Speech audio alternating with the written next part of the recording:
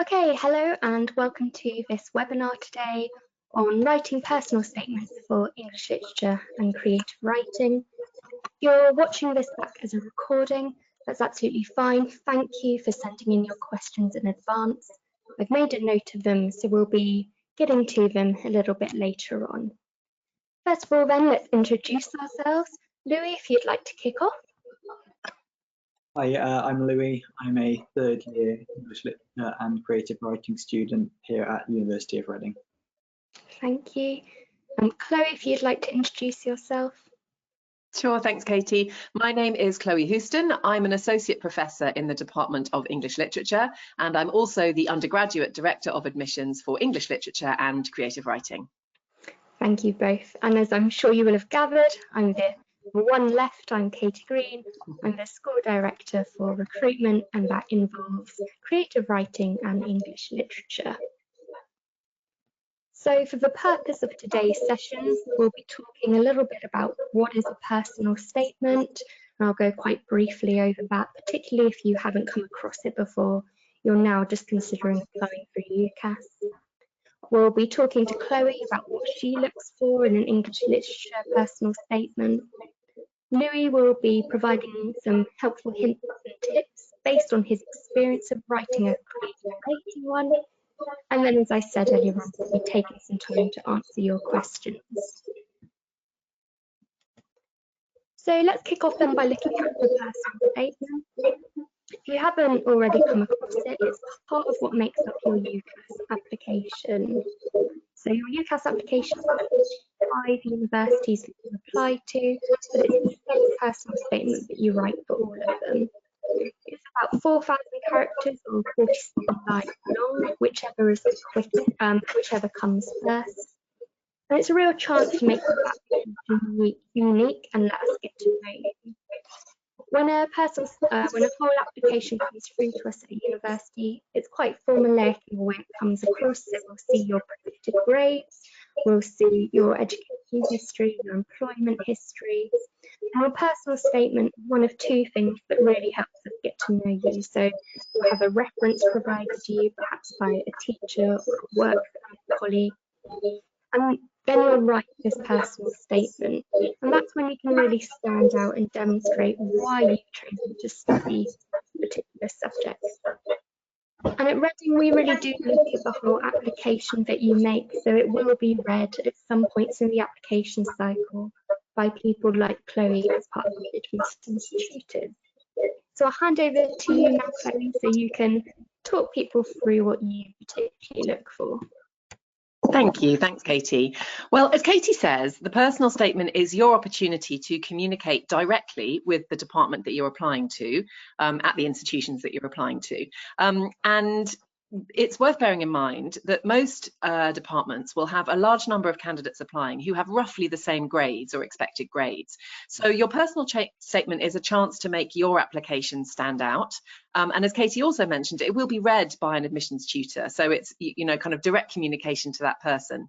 And it gives you the opportunity to explain what it is about the particular subject that you find interesting and engaging, and what motivates you to study that subject, and also what it is about you that you think makes you a good student of that subject. And those are the sorts of things we want to know. And I'll go into that in a little bit more detail now. If it would be possible to change the slide, Katie, that's fab. Thank you. Of course. So this is the kind of thing that I look for when I'm reading a personal statement. And I would say first and foremost that we really enjoy reading your personal statements.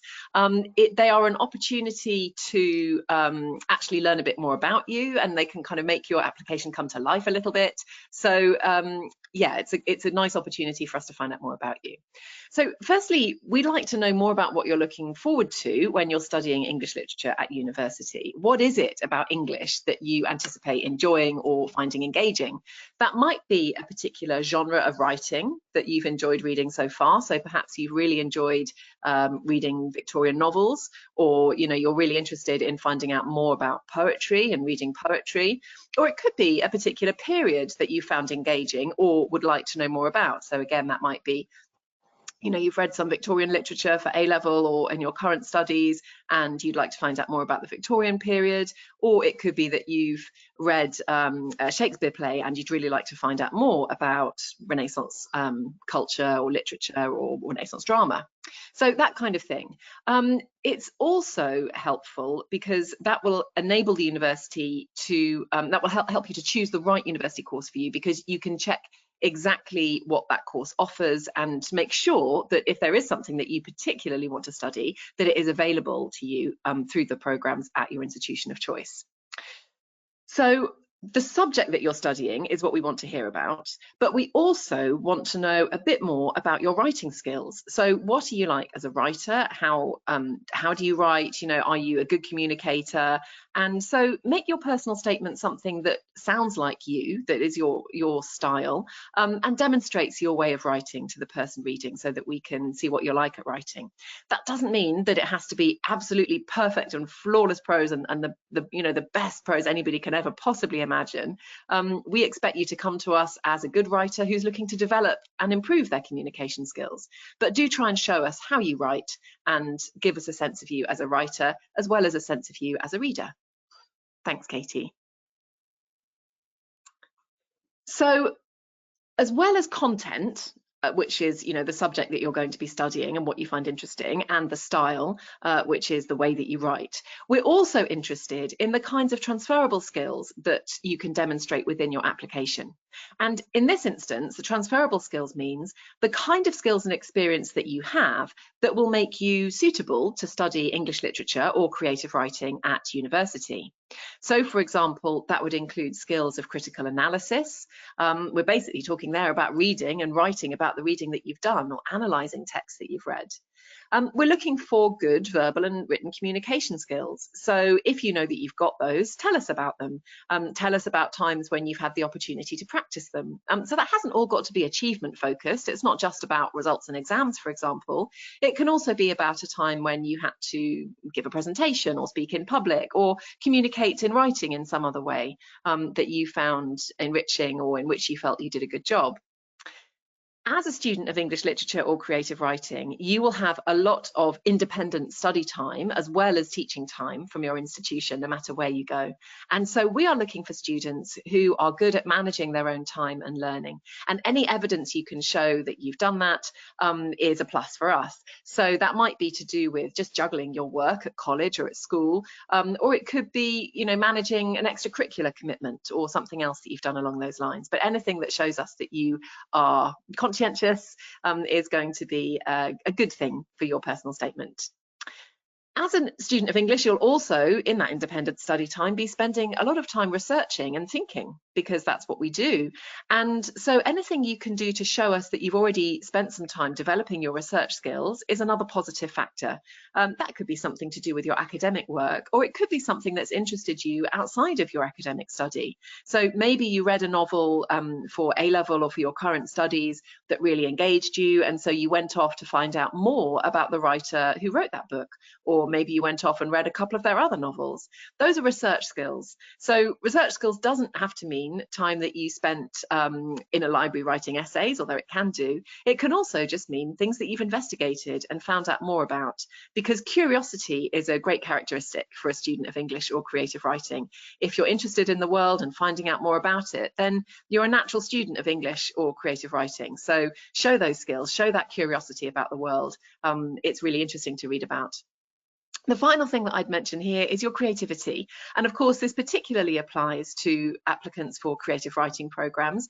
If you've had the opportunity to undertake some creative writing of whatever form, then do please tell us about it. And do bear in mind that doesn't have to be formal. Again, it doesn't have to be for an academic qualification or a poetry competition or a major publication or anything like that. It can be writing that you do for yourself. If you're in the practice of writing creatively or in any other way, tell us about it. Or tell us about other forms of creativity that you're engaged with, whether that's to do with art, music, drama, dance. Anything that demonstrates your creative side can be a plus, and is also really interesting to read about too.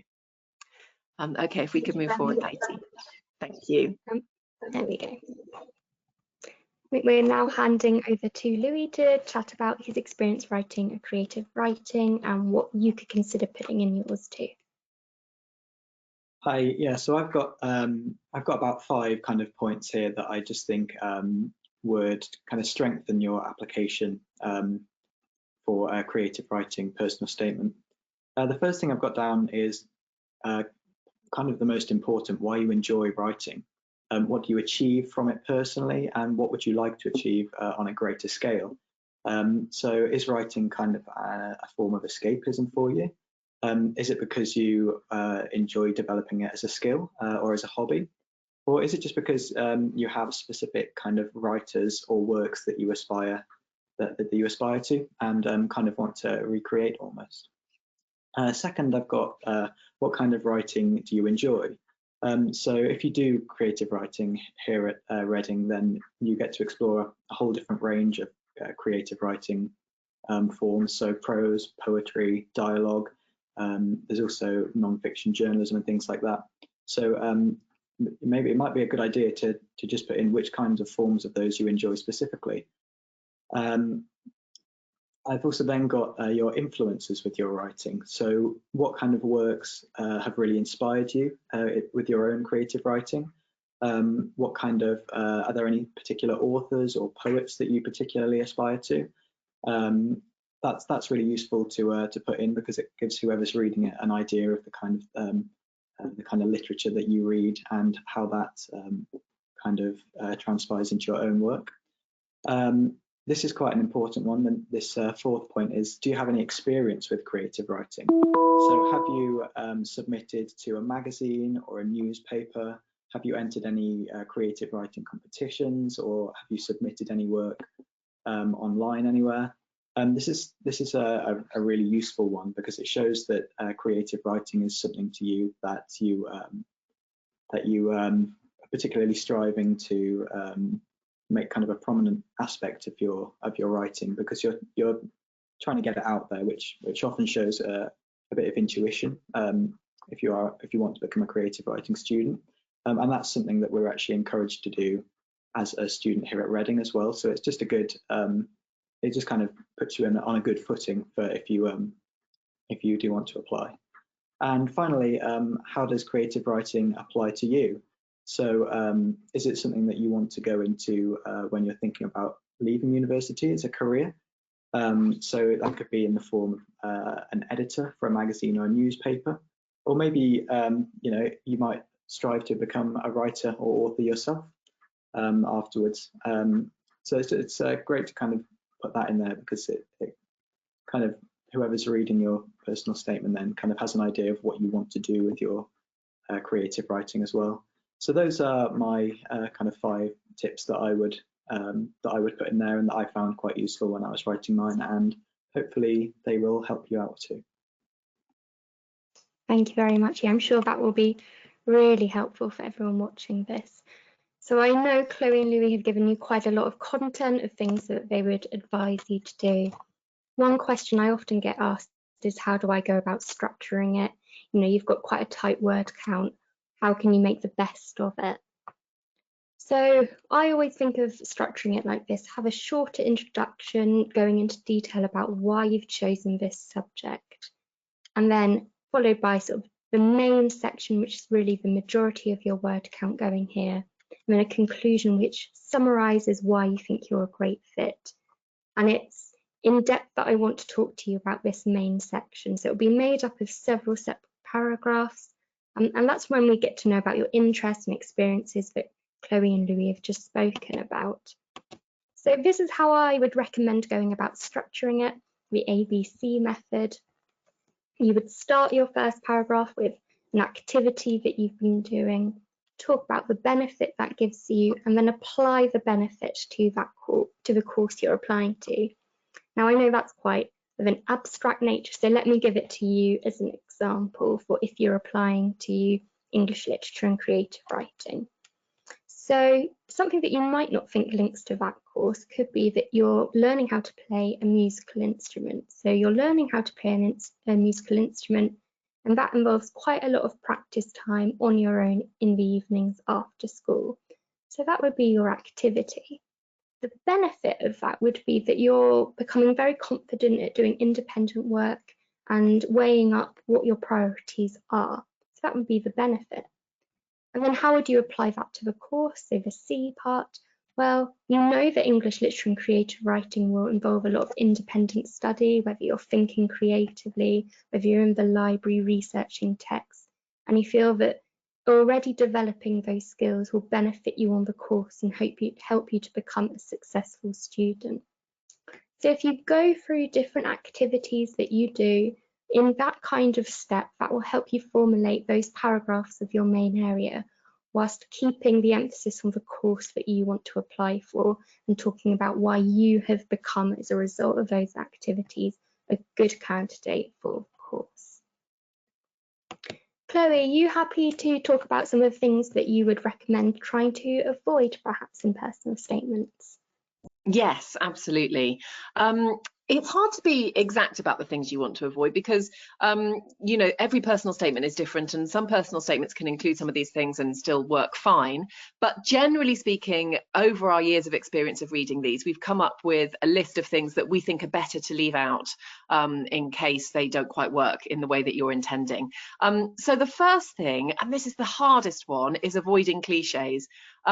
You know, so when you're saying something like, I've always wanted to do such and such, or ever since I was a child, I thought such and such, those kind of statements we read quite often. And so it's a good idea to try and think of a different way of expressing that idea. And I would advise you just to be as direct as possible in your communication and try and avoid those cliches. It is hard though. I find it difficult avoiding them in my own writing. We all do, but try and edit out some of those if you can from your first draft. Secondly, on a similar notion, really the word passion or passionate, saying that you feel passionate about something, can also itself become a bit of a cliche. And again, I just advise you either find a different word or just try and tell us what you do. So rather than telling us that you love something, show us, you know, or tell us about what is interesting to you, rather than just telling us that you feel passionate about it. Although it's good to know that if you feel passionate about certain books or a certain subject, we want to know why, really. That's part of what we're interested in. Finally, humour and sarcasm. I like a bit of humour myself, and in an application from time to time it can work, but generally speaking it can be quite difficult to communicate humour, particularly sarcastic humour, in the manner that you anticipate. By the time the statement comes to us, it's on a form, we're reading quite a lot of them, and sometimes sarcastic comments don't quite come over perhaps as you've intended. So although a lightness of tone is absolutely fine, playing it for laughs probably isn't a great idea, and unfortunately sometimes you just have to, you know, kind of, even if it feels a bit dull to you, write the statement in a fairly straightforward manner. Negative comments are similar, although of course you don't need to be, you know, 100% positive about everything that you've read. Studying English and creative writing isn't about saying everything that you've liked. It's perfectly fine to read things and not like them, or, you know, but what we want to know really is about why and how you respond to texts or ideas or things in the way that you do, and particularly we don't want to hear negative comments about experiences necessarily, or, you know, school experience. We just want to hear about what interests you. So negative comments tend not to be that useful to us in assessing your application. And similarly, irrelevant facts or information. Sometimes there can be a temptation to include more information that's necessary, for example, about the context in which you engaged something. And I'd encourage you to read through any first draft of your personal statement and just ask yourself, does this information need to be there? Especially helpful if you've written a first draft that's twice as long as you need it to be. Just go through and be really brutal, edit out anything that could be irrelevant or not directly helpful to the person who's reading it. Do try to avoid mentioning specific universities in your personal statement. As Katie mentioned at the beginning, your personal statement has to apply to all of the universities that you are applying to. And so if you mention a particular department or a particular archive or something about a particular city, it's not going to do that job as effectively as it might. So there are usually ways around this. You know, you can talk in general terms about things that would apply to the range of departments that you're thinking of. But avoid those specific details that will narrow the appeal of your application. Finally, perhaps an obvious point, but avoid plagiarism. So don't take your personal statement from other people's personal statements. Don't repeat something that somebody else has written. Part of the reason for that is that your training as a student of English literature and creative writing is going to involve the academic practice of not plagiarizing, of being independent in your work, and of recognizing your sources where you need to. So we encourage you as students and as readers and thinkers and writers to stand on your own 2 feet, and we want that to start now. But also, your personal statement, as we've said a number of times, is about you, and we really want to know what makes you tick.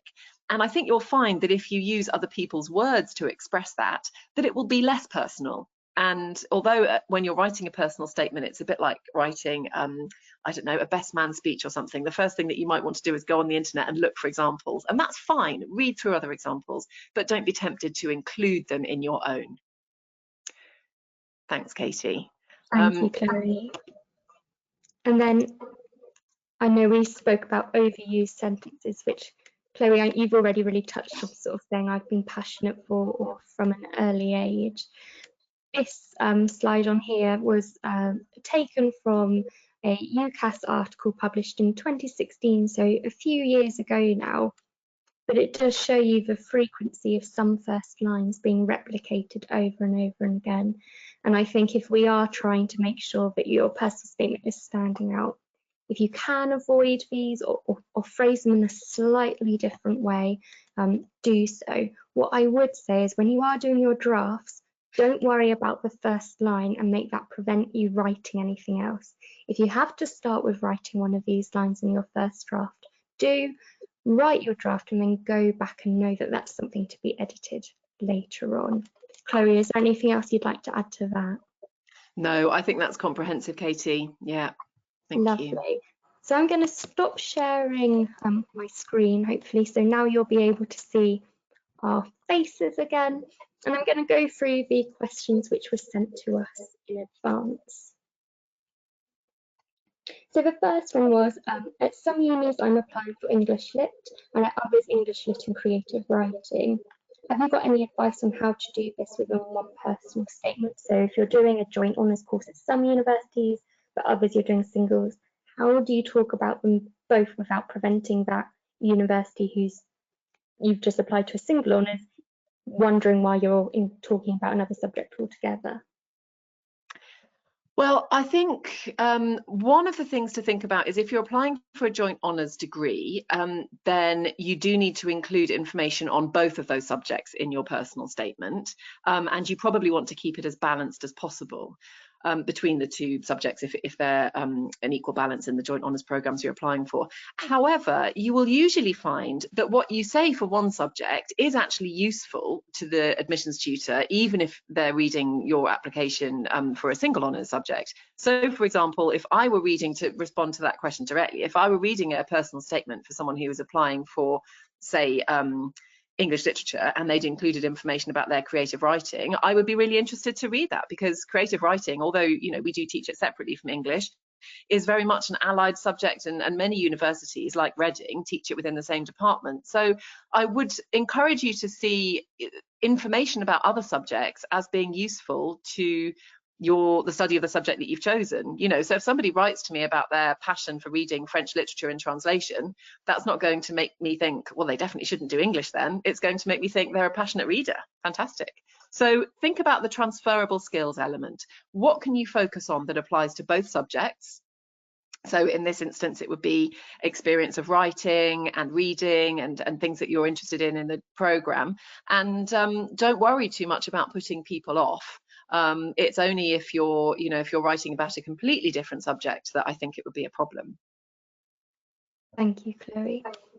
Louis, a question which I think you would answer quite well. Would you recommend doing my creative writing statement in prose form? So I don't know from this particular question, but doing it as a poem, say, or as a story, would you recommend that? I probably would recommend to write it in prose as you kind of would a standard personal statement. And I think it just kind of really echoes what Chloe was talking about earlier when she mentioned to kind of avoid using humour and sarcasm, because whilst it's not humorous or sarcastic, it does kind of it does kind of stray away from the fact that you know, this is kind of like a serious personal statement, and if someone is reading through a fair few of them, they might just want to kind of read the facts. As it kind of, if you write it in a poem, it might kind of be hard to translate your own your strength through that, instead of just writing it in prose where you can say, I'm good at this, for example. So I would definitely recommend writing it as you would normally. However, I don't think it would be a bad idea if you do write poetry, for example, to maybe, when you're talking about what you enjoy writing, it maybe wouldn't hurt to put in a couple of lines of your poetry if you're particularly proud of some, because if you're just putting in a couple of lines as well as some prose, that kind of demonstrates that you are really interested in it. And I didn't want to use the word passionate, but yeah, it does kind of show that you have that interest. And I think it also kind of demonstrates your own skills as a writer. So I think that definitely wouldn't hurt, and it wouldn't take up too much of your word count either. But I would definitely recommend writing it in prose as you would for any other subject. Thank you. Chloe, if I can pick your brain for the next one. I've actually had quite a few about these, and I think it is a concern, particularly for those this year. And kind of all of them go along these lines. Because I missed so much school, I haven't been predicted the grades I wanted. Should I still apply to university this year, but mention it in my statement? That's such a good question. Yes, and I've had a number of emails from students who are really concerned about this year. I would say absolutely do please apply and let us know about difficulties that you've had if you feel those affect your application in any way. But don't allow that to be the reason that you don't apply to university, because we still want to hear from you. And I suppose the important thing to bear in mind is that although the UCAS system is a massive, great, administrative beast, and there are lots of, kind of computer algorithms and so on involved, the people who read your personal statements are human beings, and the people who look at your applications are human beings, and we read all of them and we pay attention to what you tell us. So, we understand that you've had unusually difficult circumstances in the last 12 months or so, and we understand that will have impacted on your work. How could it not have done? If that's the case, and if there's anything you want us to know about you that you think might be relevant in that sense, please do let us know, either through your personal statement or in some other manner, and feel free to email us directly if you want to ask questions about that, because it would be really disappointing if we didn't get your application because you thought it might not quite be good enough this year. We are able to take candidates sometimes who drop a grade, for example, when they make us their firm choice, and we would really very much want to hear from you and want to know that you're interested in applying, because generally we find that if people want to study English and creative writing at Reading, then we really want to have them. So if you are interested in applying to Reading, please do, and we will do everything that we can to make it possible for you to join us. Thank you, Chloe, and again, thank you to the person who wrote in saying that. I'm sorry you've been put in that situation. A shorter question then with a shorter answer, which I can take, which is a personal statement count with or without spaces? It's with spaces, so it does make it shorter than it might appear on there, so it is with spaces. I'd recommend copying and pasting it into the form a couple of times before you're ready to submit, just to check that the word count's okay. Another question then that we've had is, I've done no work experience or volunteering, so what should I talk about outside school? It seems that everyone recommends that I've done this extracurricular work, but it's really difficult to fit it in. Yeah, shall I answer that one? I'm sure we've all got things to say on that subject. Well, firstly, yes, I mean, particularly this year, there may have been opportunities that weren't available to you that you might otherwise have hoped to undertake. And we do understand that simply, completing your studies and is a lot of work in itself. So we do not expect you to have undertaken, lots of part-time work or work experience or volunteering opportunities. If you have undertaken those, fantastic, mention them, because that's useful information, but don't feel that not having done those things should put you off applying or will necessarily make you a weaker candidate. Because what we're looking for is for people who will be good students of English literature and creative writing. And there are lots of ways of showing us that that's that's you. So just tell us about yourself, write about what you enjoy reading, tell us what you want to read next, tell us about something that isn't on the curriculum that you've enjoyed. That's what we really want to hear about. And the other stuff is great, include it if it's relevant, but it doesn't make the application. It's not the backbone of the application. So please don't be put off by that. Thanks, Chloe. I was actually talking to some of my ambassadors about exactly this problem when the question came in. And they actually recommended that if you plan to do some kind of work experience, put those plans in. Don't feel like you have to have conducted it already. And also talk about opportunities you've had in school, whether that's shadowing a teacher lower down teaching English literature to Year 9 students, or you've helped a student learn how to read in the library in sort of activity session. Don't worry if it's within school hours, that doesn't make it somehow less valid. Louis, were you going to say anything along those lines too? Yeah, I was just going to add, which was sort of briefly touched on, but if you don't do anything kind of extracurricular, but you do read a lot of books when you get home, or you do a lot of creative writing, then put that in, because you might not do anything extracurricular, but if you are doing kind of, it might not be part of a club or anything like that, but if you're just doing some independent reading or writing or research, then that can only be good as well. So just because you don't do anything kind of that is, as I say, part of a club, or you don't contribute to a magazine or something, that doesn't mean that you don't have the credentials to become a good English literature or creative writing student, because your interest in reading or writing in itself is a valid enough reason. Thank you. Yeah, and actually this leads us on to the last question we had sent in, which is again one for you, Louis, which is, I've always written more for myself than had anything published. Can I still include that? Yeah, absolutely. I think for the majority of English and creative writing students, your writing does begin for yourself, and even when you get to university, you'll find a lot of people haven't published anything or haven't shared their work, and I think that's because it kind of makes your work almost seem a bit real then once it's out in the real world. So I think a lot of people won't have shared it, and yeah, and even if you are just writing for yourself, you're still engaging with writing, and you're still thinking, and so I think yeah, just because you've not shared it, it doesn't take away from the fact that you can still be a really avid and interested writer and reader.